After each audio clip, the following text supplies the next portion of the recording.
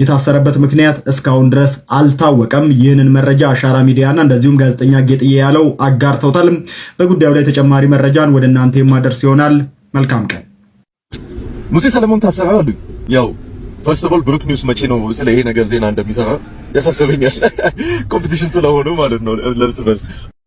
አሁን እንደምትመለከቱ ጠላቴ ታሰረ። ልክ ከሆነ የምር ከታሰረ እንኳን እላለሁ። ቢካዝ ኢንፍሉዌንሰሮች ምላሳቸውን ለገንዘብ እስከ መቼ ድረስ እንደሚሸጡ ያሳስበኝ ነበር። ለማንኛውም የነዳጅ ዋጋ ከመጨመሩ በፊት ነዳጅ እየቀዳው ነው። ሲጋይሱ ቲክቶከሩ ሙሴ ሰለሞን የታሰረበትን ምክንያት ዘሀበሻ አረጋግጧል። ዝርዝሩን በአጭሩ እነግራችኋለሁ። በተለያዩ ማህበራዊና ወቅታዊ ጉዳዮች ላይ በሚሰራቸው የቲክቶክ ቪዲዮዎች በስፋት የሚታወቀው ሙሴ ሰለሞን በህገወጥ የሰዎች ዝውውር ወንጀል ተጠርጥሮ በፖሊስ ቁጥጥር ስር መዋሉን የቤተሰብ ምንጮች ለዘሀበሻ ገልጸዋል። ተጠርጣሪው ከትላንት በስቲያ ማክሰኞ በቁጥጥር ስር ከዋለ በኋላ ትላንት ረቡዕ በፌዴራል የመጀመሪያ ደረጃ ፍርድ ቤት አራዳ ምድብ ችሎት ቀርቧል።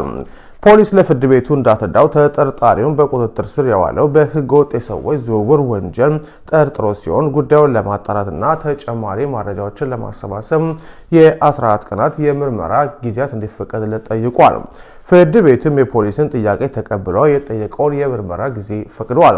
የሙሴ ሰለሞን ስም ከጉዳዩ ጋር የተያያዘው ከዚህ ቀደም በቲክቶክ ገጹ ላይ ሰዎችን ወደ ውጭ ሀገር እንልካለን ለሚሉ ድርጅቶች ማስታወቂያ በመስራቱ እንደሆነ ተገልጿል።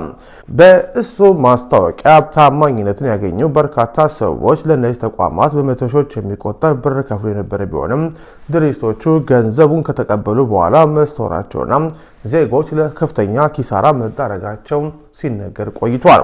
ፖሊስ አሁን የጀመረው ምርመራ ሙሴ ሰለሞን ከነዚህ ድርጅቶች ጋር ሊኖረው በሚችለው ግንኙነትና በማስታወቂያዎቹ አማካኝነት በተፈጸመው ማጭበርበር ዙሪያ እንደሚያጠነጥን ምንጮቻችን ተናግረዋል።